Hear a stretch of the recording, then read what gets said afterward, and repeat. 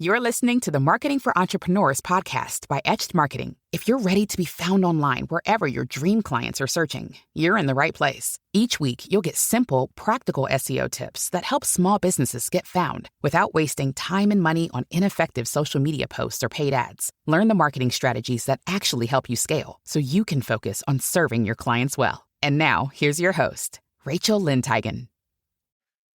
Hi, and welcome back to the podcast. I'm so glad you're here today. So today we're talking a little more about small business SEO, and I'm kind of explaining a little bit of the basics to help you really understand what you need and what all the different things mean, because I know you hear me or other people use these terms, and then you're kind of like, well, what is that? Or what does it matter? Does it make a difference for my small business? Do I need to focus on this? So that's what we're talking about right now. And today it's SEO copywriting. So you've probably heard people talk about SEO and content, or maybe all together SEO content. And you're like, how does that differ from just writing or just doing SEO? Like, why is it all pulled together?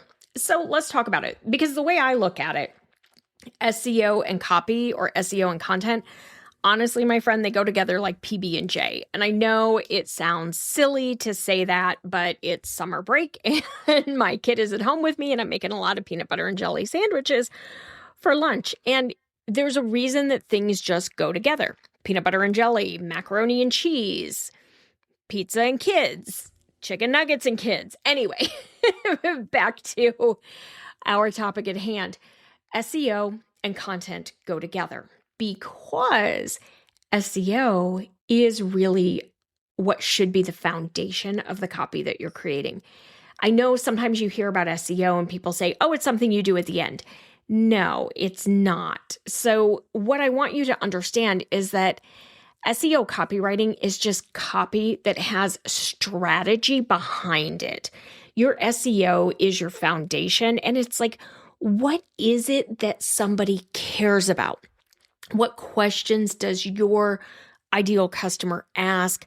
What information do they need? Rather than just developing topics willy-nilly or waiting to be inspired or being like, it's Tuesday, I think I want to write about XYZ.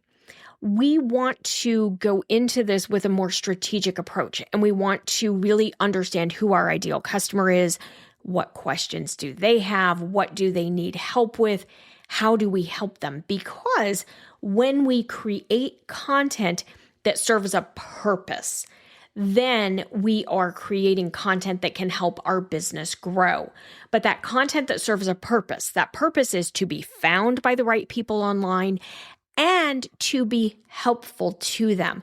That's really the biggest key. And that's the difference between copywriting and SEO copywriting.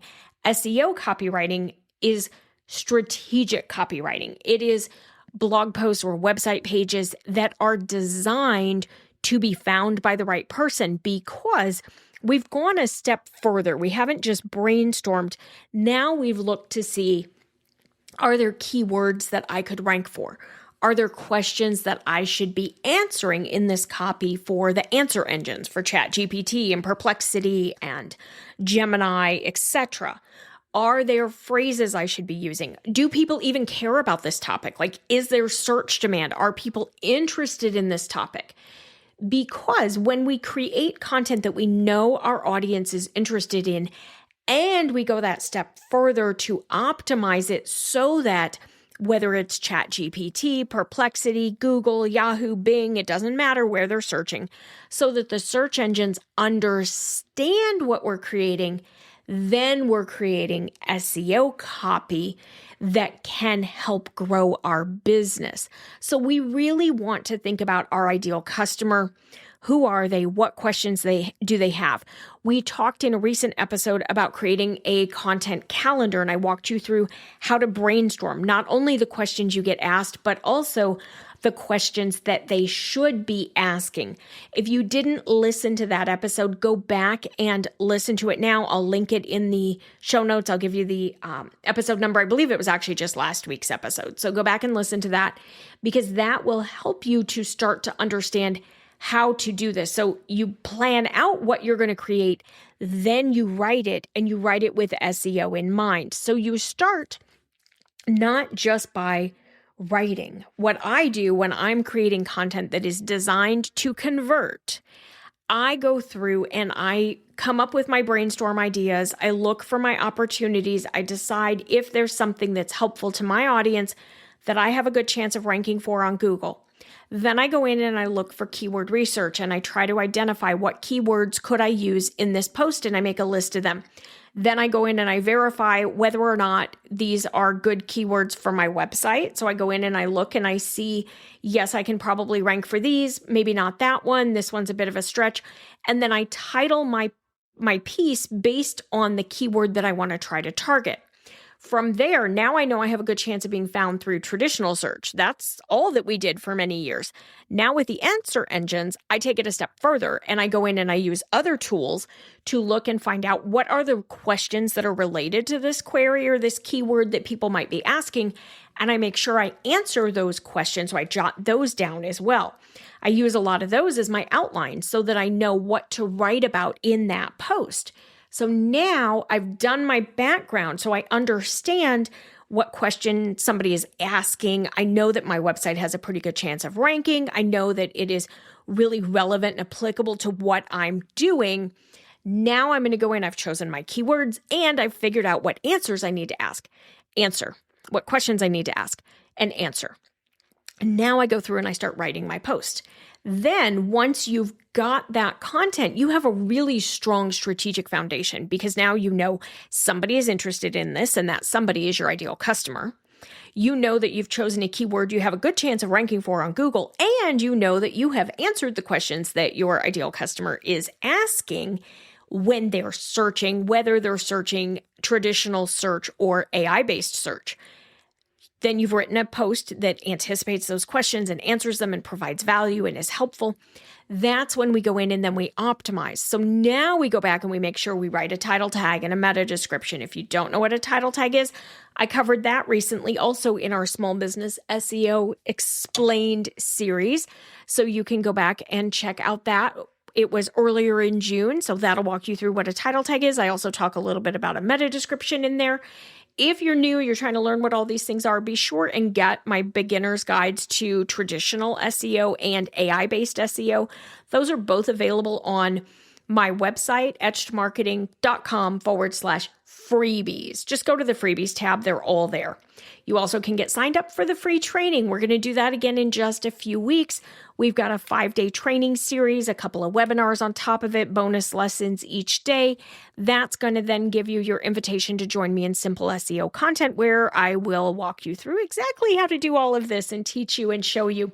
So now you're creating your optimization elements and you're publishing your content so that you can start to get it out into the world. Now, one thing that I like to do, and this was something we did at the agency, but I don't know that a lot of people think about it, is to go and look and see your baseline keyword ranking score for that new content piece when you first set it out into the world. Because it's interesting to know where you started versus where you got to. So I do this with any keyword that I'm going after. I go and I look and I put it into my keyword research tool to start tracking. So I know generally in the beginning when you've not done it, you don't exist. You're page 100, you're position 100, you're page 10. You don't generally exist for most keywords unless you've created content for them.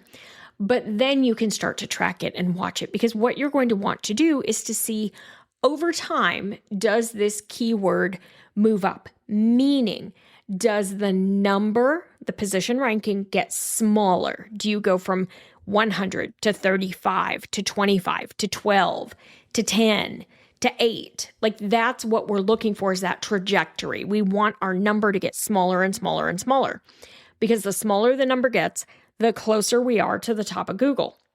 We also then want to watch and just kind of see, am I getting traffic? Are the right people finding me? So we want to go in and look and see, is this ranking? Is it getting traffic? Is it being found in AI-based search now? Like, there's so much that we can do with our content to really see how it's working to grow your business. So if you're excited about this, you're like, oh, okay, I didn't realize that SEO copywriting is truly just copywriting with some strategy applied to it. That makes sense. I want to do this. Then join me in Simple SEO Content. Let me walk you through this. Or if you're like some of my one-on-one clients and you want to learn how to do this, but you just hate a group, it's okay, my friend. I get it.